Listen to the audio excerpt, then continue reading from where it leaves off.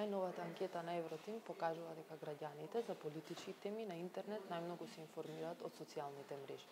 Имајќи предвид дека токму тие се најплодната почва за дезинформации, ова може да представува вистински предизвик. Како да се справиме со сето тоа, ќе слушнете во продолжение. Да, тоа е резултат на една промена значителна и која што се одвива веќе неколку години назад, значи промена во демографските групи.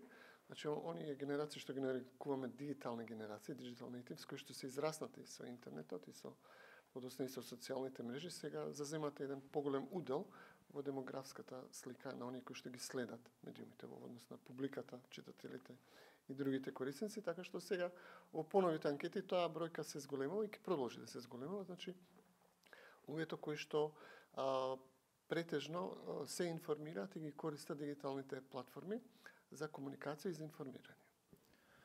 Мислам дека тоа е плодна почва за сите можни пропаганди и дезинформативни проекти на домашни или странски центри на моќ да бидат спроведени.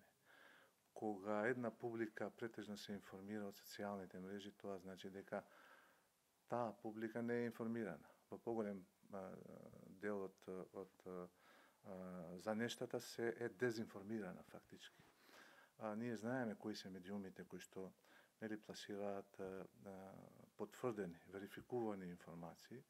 Тоа се мејнстрим медиумите, но и онлайн медиумите кои почитуваат минимални норми и стандарди во новинарството, почитуваат професионални стандарди во новинарството и како такви, значи објавуваат содржини кои имаат поминати еден или две филтри на проверки. Значи, првата филтр може да биде самиот новинар, вториот уредникот, за на крај таа информација да биде потврдена.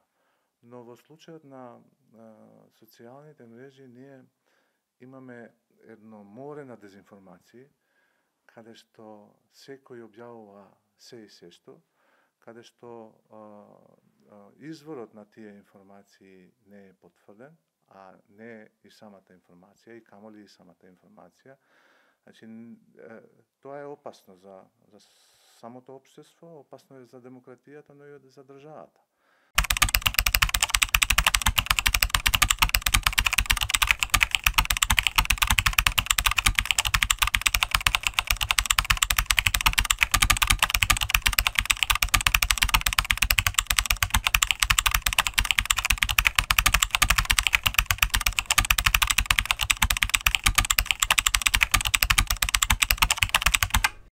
Да, секако тука има доста предизвици, значи од една страна политичките субјекти, партии и коалиции ќе треба да ги прилагодат своите програми и комуникацијски стратегии за ова сега зголемена публика, таа и порано беше присутна, но сега е значително зголемена.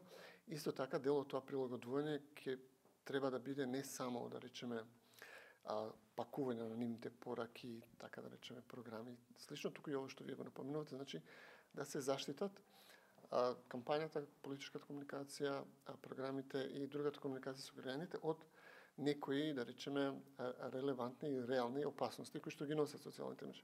Дезинформациите се само една. Значи, од една страна ни треба институционална поддршка, оние кои што го водат тој процес, потоа свесност и, да речеме, едуцираност и подготвеност, капацитет на оние кои што водат таа комуникација, во овој случај партиите, коалициите, и подобрена, зголемена медиумска писменост и медиумска едукација кај граѓаните, како потенцијални гласачи и учесници во изборниот процес.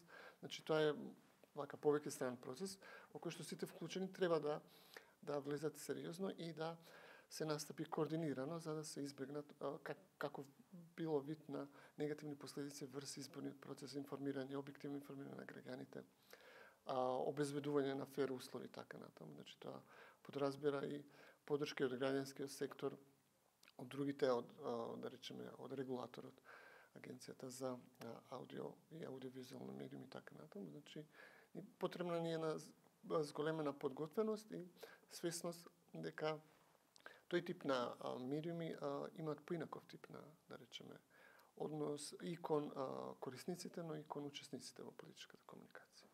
Знаете што, интернетот е како оганет. Знаеш, може да се користи конструктивно, може да се користи од домаќинствата за грејење, за готвење и така натаму, но може да се користи од пироманите за да постават некој пожар некаде. И мислам дека во услови на предизборна кампања повеќе кај нас се користи таа условно кажана црна кампања на оцрнување на противникот, политичкиот, отколку што за промовирање на платформите и идеите на еден кандидат или една политичка партија. Затоа се очекува дека партиите ќе ги користат тие алатки, ќе го користат интернет просторот за да прават или да ги извршуваат тие нивни проекти кои што имаат за цел оцрнување на непријателот и победа на изборите. Непријателот во политичка смисла се разбира. Многу е важно во овој момент да има повеќе видливост на професионалните медиуми, не само на, би рекол, веќе традиционалните социјални мрежи, како што се Facebook, Twitter и LinkedIn или други, туку и на новите кои што секој ден се појавуваат и се надвор можеби од видикот на условно кажано постарата генерација, како што се TikTok или други социјални мрежи. Мора тие медиуми да се приспособуваат на новите трендови кои што ги наметнува онлайн сферата. Ако треба на TikTok една содржина, една вест која е верификувана или да се воспостави таа комуникација со пошироката публика, тогаш и TikTok треба да се користи. Значи мора да бидат се присутни традиционалните медиуми за да не остават многу простор за анонимните, би рекол, портали или анонимните извори на информации кои што фактички се дезинформации да го зафаќат тој простор. Исто така треба да се, можеби да се не е касно да се превзема да се спроведе некоја кампања за промовирање на медиумите кои се во таа листа на Советот за етика, кои што ги почитуваат стандардите, ја почитуваат професијата, го почитуваат кодексот за етика во новинарството и таа листа на медиуми да се промовира како можен извор или избор за информирање на граѓаните и да се промовира опасноста, да се промовира, да се стави до знаење до јавноста дека користењето на сомнителни извори за информирање е исто толку опасно како да се користат информации за нивна можна дестинација од страна на луѓе кои што не се кредибилни. Значи ако вие одете некаде на пат и сакате да стигнете до одредена дестинација и притоа низ пат прашувате луѓе кои што ви се сомнителни, кај води овој пат, тогаш може никош да не стигнете во таа дестинација. Затоа е многу важно и јавноста да биде предупредена. Каде ги користи, од каде ги користи тие информации. Што ние знаеме дека јавното мислење не се формира само по себе. Ние не можеме да имаме мислење за нешто за кое што немаме информација. Ние не можеме да имаме мислење, да речеме, дали едно јадење е вкусно или не, без тоа да го испробаме. И за нашите општествени појави. Ние не можеме да имаме став за нешто дека немаме информации. И ако некои тие информации ни ги сервира, всушност се дезинформации, ние ќе имаме погрешен став за многу важни нешта во државата. И при тоа нели се става под знак прашалник функционирањето на целата демократија како систем. И кога еден систем не ги дава потребните резултати, нели, јавноста почнува да ја гледа вината во тој систем, во демократијата и да почнува да бара алтернативен систем на државно уредување. Затоа мислам дека многу важно и за државата и за демократијата да се спроведе кампања за медиумска писменост на граѓаните и да се превенира граѓаните како главен извор да ги имаат социјалните мрежи.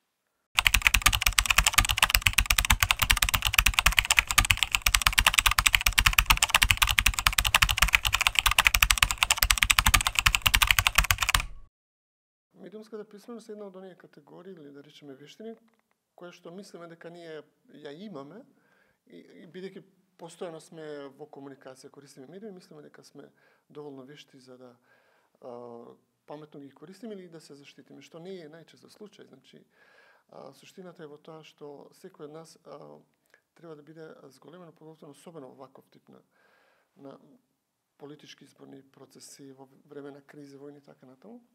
Се покажува дека сепак софистицираноста на оние кои што дезинформираат е неколку скалила поголема од нас, да речеме публиката, корисниците, јавноста, и потребно е постојано да ја усовршуваме таа, да речеме, медиумска образуваност и медиумска писменост. Во таа смисла, секој од нас треба да ги подобрува своите вештини. Начините на манипулација се менуваат, значи тие лесно се прилагодуваат кон одредени културни средини, кон одредени подрачја, земји, региони и така натаму. Значи, треба постојано да сме вод и да ги подобруваме своите вештини.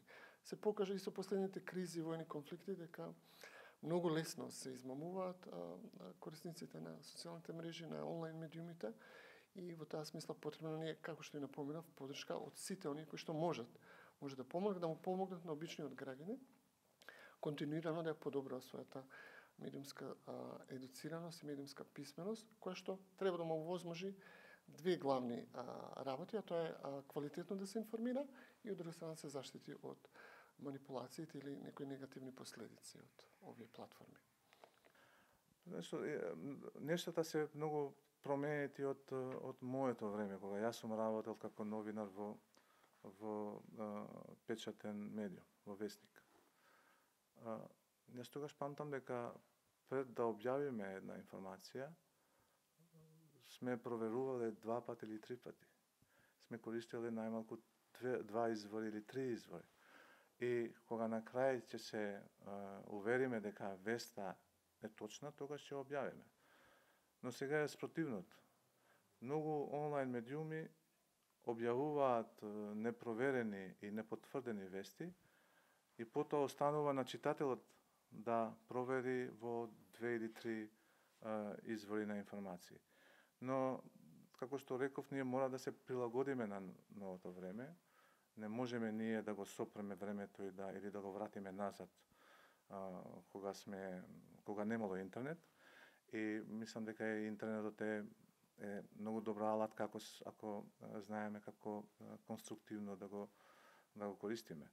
Но тоа што е значено е граѓаните да имаат да бидат навикнати, да бидат научени како да имаат критичко мислење во однос на целата содржина која им се нуди. Не само содржината во онлайн просторот, во интернетот, туку и да имаат критично мислење и кон содржината од мејнстрим медиумите. Што никој нема право или го нема тој печат на апсолутната вистина, зашто вистината е секогаш релативна ствар. И таквото критичко мислење може еден читател да го води кон вистинскиот одговор. Во овој контекст мислам дека кон секоја содржина мора критички да се осврне кога ја консумира, мора да ја потврди истата и со користење на отворени бази на податоци и со користење на алтернативни медиуми за информирање и со споредување на информирањето или веста од 2 или 3 професионални медиуми, за на крај да потврди дека таа вест е вистинска или тој настан е пренесен во јавноста како што треба. Мислам дека тоа сега не е голем напор да се провери, не е голем напор да се направи од страна на еден читател, бидејќи со 2-3 клика на интернет може и да се дознае дали една вест е вистинита или лажна.